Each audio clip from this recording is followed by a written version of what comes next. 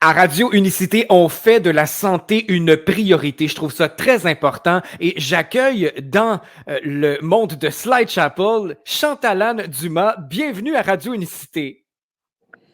Hey, super, je suis vraiment contente d'être là, cela. Et puis en plus, ça rime. Quel beau slogan.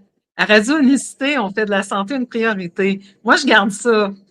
Exactement. Ben oui, pourquoi pas? Parce que c'est super important quand on est en santé, on peut tout accomplir, on peut réaliser nos rêves, on se sent beaucoup mieux dans notre peau et tu en es une spécialiste, tu as plusieurs années d'expérience et merci d'être là à notre service.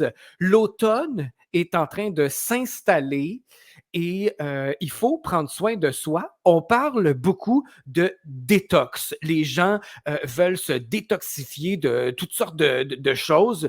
Est-ce que c'est bon ou non? C'est le sujet d'aujourd'hui à cette première chronique-là. Alors, Chantal, informe-nous sur ça parce qu'en ce moment, là, il y a plein de monde qui court vers toutes sortes de détox. Ben, c'est drôle qu'on parle de détox à l'automne parce que je dirais que traditionnellement, on a plus tendance à faire ça au printemps.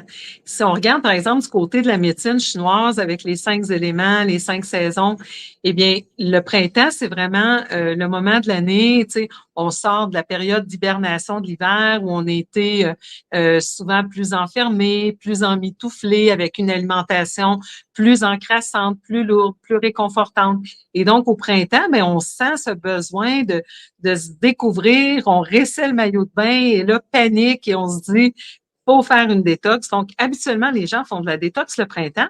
Et C'est là, on vrai, voit ça. un mouvement vers les détox d'automne et je trouve ça vraiment super intéressant. Et la principale raison pourquoi c'est intéressant, c'est qu'on sait aujourd'hui que notre système immunitaire est très lié à notre système digestif. En réalité, il y a un bon 80 de notre immunité qui dépend de l'état de notre système digestif.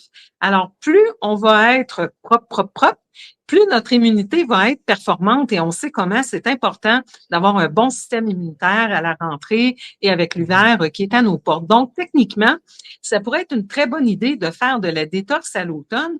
Le petit bémol, par contre, c'est que pour faire de la détox, il faut avoir de l'énergie vitale. Donc, si vous arrivez à l'automne et que vous traînez déjà de la pâte, on sait que bientôt, ça va être le changement d'heure. Les gens partent le matin, il fait noir, arrivent l'hiver, au souper, il fait noir encore et tout. Et donc, des fois, on sent cet impact du manque de lumière. On peut souffrir d'un peu de dépression saisonnière qui affecte à peu près 70 des gens là, à différents degrés. Donc, Mhm. ça serait un petit peu le bémol parce que c'est sûr que si on se sent léthargique, si on manque d'énergie, c'est peut-être pas le temps d'entamer une détox. Mais encore là, il y a détox et détox. Dans le sens que on peut faire des détox légères, par exemple, en choisissant de passer une journée par semaine sans manger d'aliments, par exemple. On pourrait se faire une journée de jus, on appelle ça une monodiète en réalité, OK. ou procéder avec des smoothies, par exemple, et donc donner une journée d'allègement à notre système digestif. Même si on n'a pas beaucoup d'énergie, ça serait une façon de faire de la détox. On peut aussi faire de la détox en enlevant les aliments qu'on sait en crassant ou qu'on sait avec un haut potentiel d'allergie ou d'intolérance, comme par exemple le gluten provenant du blé, de d'autres céréales, les produits laitiers, le sucre, la caféine, l'alcool. Alors, on pourrait juste enlever ça, s'assurer de prendre 1,5 litre d'eau de bonne qualité par jour et peut-être une petite journée par semaine d'alimentation allégée, comme par exemple une journée de monodiète au jus. Et ça ferait quand même un travail de détox sans nécessairement venir solliciter outre mesure un organisme qui serait peut-être déjà en manque d'énergie. Ce qu'on doit spécifier, ça, c'est que notre corps, il sait se détoxifier. En naturopathie, on parle des 5 grands émonctoires. Donc, évidemment, le principal, c'est intestin, foie, là, qui sont comme connectés ensemble, rein, notre peau et nos poumons. Donc, des fois, on oublie que la peau est un émonctoire, mais c'est notre plus grand émonctoire parce qu'on peut excréter des toxines via notre peau. Mhm. Alors, notre corps procède déjà naturellement à la détoxification. Mais parce qu'on vit dans un monde où on est exposé à des quantités surhumaines de toxines, de stress, d'irradiation, de 5G, de sucre, d'émotions négatives, de traumatismes et tout ça, eh bien, les mécanismes naturels de détoxification du corps peuvent être dépassés. Et c'est là où ça va être indiqué de rajouter des suppléments nutritionnels qui vont favoriser la détox, de rajouter certaines plantes médicinales qui peuvent aussi favoriser la détox, mais le tout est de savoir bien doser ces produits-là. Et le tout, c'est de savoir aussi quelle est la quantité de toxines. Et c'est là où des fois, il y a des dérapages. C'est que si les gens s'automédicamentent ou font affaire avec des gens qui n'ont peut-être pas les bonnes compétences, eh bien, on peut sous-estimer la quantité de toxines ou Mhm. sur-solliciter les émonctoires, donc les portes de sortie de ces toxines, ou demander, par exemple, au foie de faire beaucoup de travail. Par exemple, je vais donner un exemple concret là, que les gens vont comprendre. Les fameuses cures, les ampoules de radis noir, artichaut et compagnie là, de plantes amères. Des fois, Oui, les qu'on gens vont retrouve en s'acheter. pharmacie, là, en Oui, vente libre, là. Mm. exactement. Ben, ces produits-là, des fois, vont être problématiques parce que notre foie, il y a deux phases de détox. La première phase, c'est des enzymes et ces enzymes-là vont être activées par ce type de plante-là et la production de bile aussi par notre vésicule biliaire va être activée. Mais on a une deuxième phase de notre foie qui dépend particulièrement des vitamines du complexe B, comme la B6, la B9 et la B12, qui va dépendre aussi de molécules soufrées qu'on appelle notamment les sulforaphanes qu'on va retrouver dans le brocoli, le chou-fleur et tout ça, mais aussi de substances comme la cystéine, par exemple. Alors, si on pousse sur la phase 1 en prenant ces plantes détoxifiantes et qu'on a, comme beaucoup de personnes, des carences dans les vitamines du complexe B, bien, ça se pourrait qu'on pousse pour activer la phase 1, mais qu'en réalité, on n'a pas les vitamines nécessaires pour supporter la phase 2. Et ce qui va arriver dans ce temps-là, c'est que l'excès de toxines qu'on essaie de faire sortir par la phase 1, mais qui n'est pas reçu par la phase 2, va produire beaucoup de radicaux libres. Et les radicaux libres, ça peut irriter les tissus, ça peut créer de l'inflammation. Donc, les gens vont ressentir de la douleur des fois. Aussi, un manque de vitalité, aussi, ce que ça peut faire, c'est que ça va sortir en sel très molle et les personnes vont se sentir mal parce qu'il va y avoir tout un effet de libération de toxines qu'on n'est pas complètement capable de gérer ou de métaboliser. Donc, oui, c'est une bonne idée, les cures, mais il faut bien doser. Il faut s'assurer qu'on a les vitamines et les minéraux nécessaires pour le faire. Et il faut regarder qu'est-ce qu'on a comme charge toxique aussi. Évidemment, Mhm. quelqu'un qui prend plusieurs médicaments, quelqu'un qui a consommé du cannabis, de la cigarette, etc. pendant des années, ben on se doute que la charge de toxines va être élevée. Et si en plus la vitalité est pas forte, il va falloir y aller très, très, très doucement, sinon on risque d'aggraver la personne. Parce qu'il y a pas de pilule miracle ou de cure miracle pour tout le monde en même temps, là. C'est vraiment du cas par cas selon nos habitudes, notre génétique, etc. Exactement. Et c'est ça un petit peu le problème, tu sais, c'est que on vit dans une société où tout va vite, où on est sursollicité de tous les côtés. Et Mhm. donc, on voudrait des solutions faciles. Tout le monde la voudrait, la pilule miracle, mais comme je dis tout le temps, s'il y avait une pilule miracle pour être mince et en santé, ben il y aurait personne de gros et malade, tu sais. Donc, on voudrait tous avoir ces solutions-là, mais ça marche pas comme ça, la santé, malheureusement. La santé, c'est le résultat de ce qu'on fait 80% du temps. Donc, on peut pas juste prendre des pilules, continuer à manger n'importe quoi, continuer à être dans des situations extrêmement stressantes, à ne pas adresser nos traumatismes ou nos problèmes émotionnels et s'attendre qu'une pilule va tout régler. Et aussi, comme tu l'as mentionné, bien, on est tous différents. On sait que nos empreintes digitales sont toutes différentes, mais ça, c'est un aspect de notre extériorité, mais à l'intérieur de nous, même des jumeaux supposément identiques ont des variations importantes dans leur capacité à détoxifier, à absorber Mhm. leurs vitamines, etc. Donc, on a tous un parcours de vie qui a un impact sur toutes ces capacités-là que nous a donné la génétique. Mais après ça, qu'est-ce qu'on en fait de la génétique? C'est dépendant de comment on va vivre en réalité. Comme j'aime souvent dire, notre biographie va devenir notre biologie parce que on a un pouvoir grâce à tous ces facteurs, l'exposition à différentes substances, le stress, etc., de modifier l'action de nos gènes. Donc, la génétique, avant, on pensait que c'était un petit peu une fatalité, mais grâce à des sciences comme l'épigénétique que Bruce Lipton, pardon, a vulgarisé, on sait aujourd'hui qu'on peut influencer, on peut activer ou désactiver nos gènes. Et donc, ça, ben, on fait ça grâce à l'alimentation, grâce à l'activité physique, grâce à la gestion du stress et tout ça. Alors, il faut vraiment faire une bonne analyse de tout ça Mhm. avant de s'aventurer à recommander des produits pour la détox. Parce que, comme je le disais, ben, dans beaucoup de cas, ça se passe sans problème, même quand les gens s'automédicamentent, mais tout dépendant de la quantité de toxines, dépendamment si on prend des médicaments, si par exemple on a eu l'ablation de la vésicule biliaire, on ne gérera pas ça de la même façon.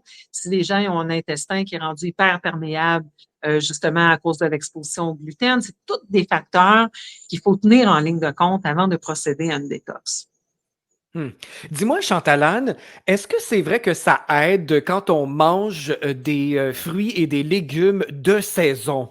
Est-ce que notre corps réagit d'une certaine façon quand on lui donne ce qu'il y a de frais dans la saison? Là, on s'en va vers les courges, c'est le temps des récoltes, là. Alors, est-ce que c'est bon de suivre les récoltes au fil des saisons?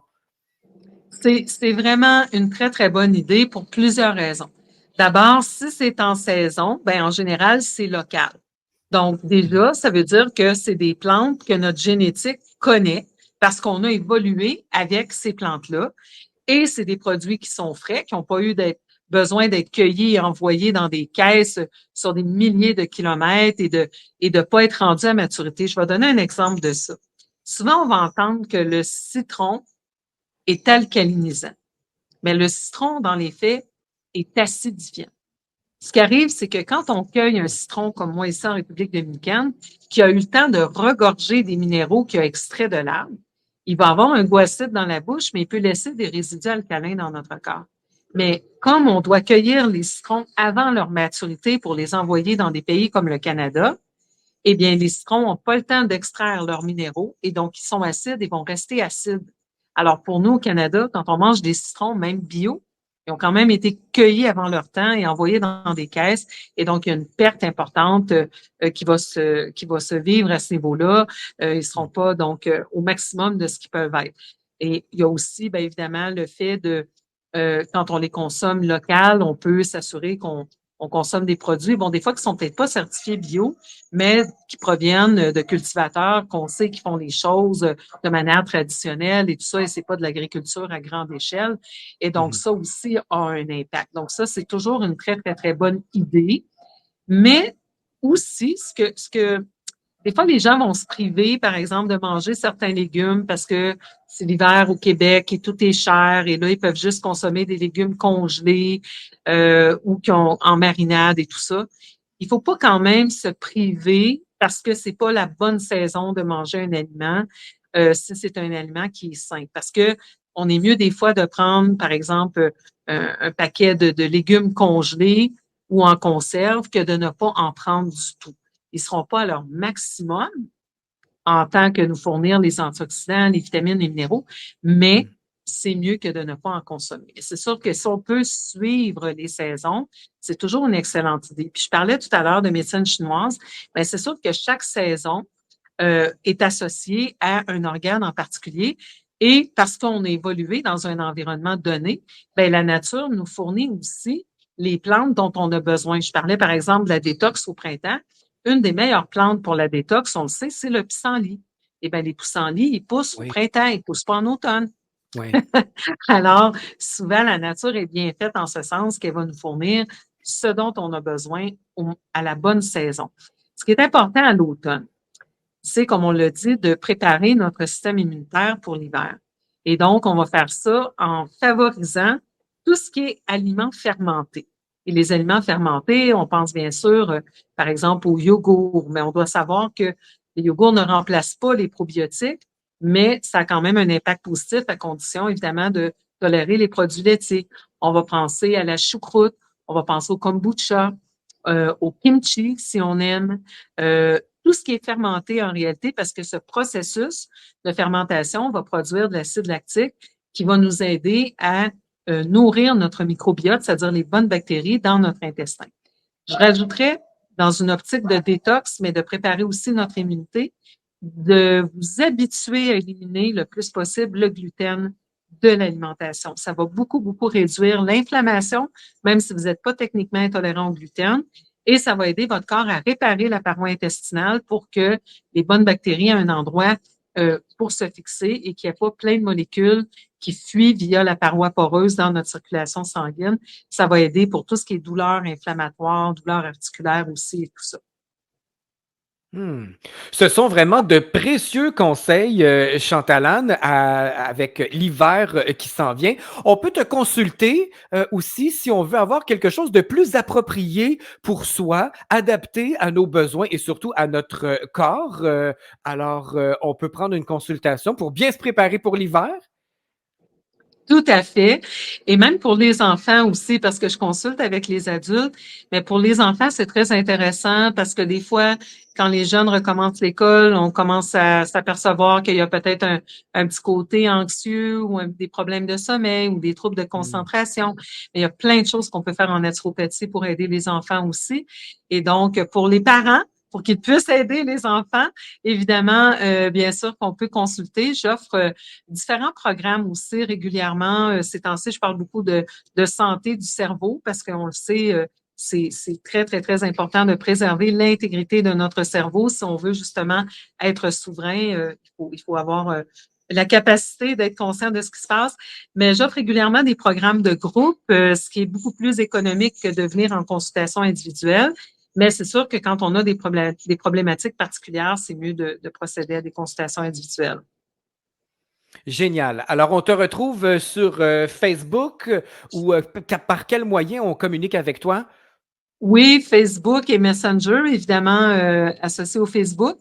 Sinon, par courriel, c'est facile, c'est info@naturopathe.ca.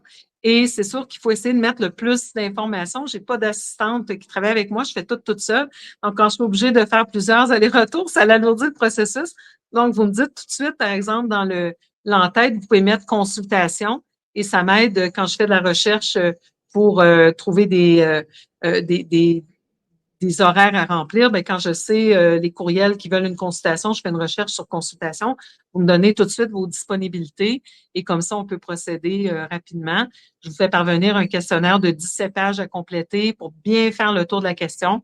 Et le premier bilan dure 1 heure et demie. Donc, faut prévoir le temps, faut se donner cet espace, mais c'est vraiment un cadeau à se faire d'entrer dans un processus d'accompagnement de santé globale. Hmm. Bien évidemment. Alors, on est entre bonnes mains avec toi. Donc, je répète le courriel info@naturopathe.ca et on peut te trouver également sur Facebook, Chantalane Dumas, ND Naturopathe. Allez vous abonner. Il y a plein de directs, d'informations qui sont tout à fait gratuites que tu as la générosité d'offrir à ton public. Alors, c'est merveilleux. Je suis tellement enchanté de discuter santé avec toi à Radio Unicité. Ce sera comme ça à toutes les semaines, tous les mercredis à 10 heures comme ça. Ce sera notre rendez-vous hebdomadaire santé. Et j'ai découvert en te parlant de plus en plus que tu aimais beaucoup la musique aussi. Et tu sais que la Oui, musique à Radio Unicité, c'est la nourriture de l'âme. C'est en quelque sorte un médicament et il est tout à fait naturel. Donc, j'aimerais que tu nous partages une chanson que tu aimes bien de ton répertoire qui oui. Ben te moi, fait vibrer.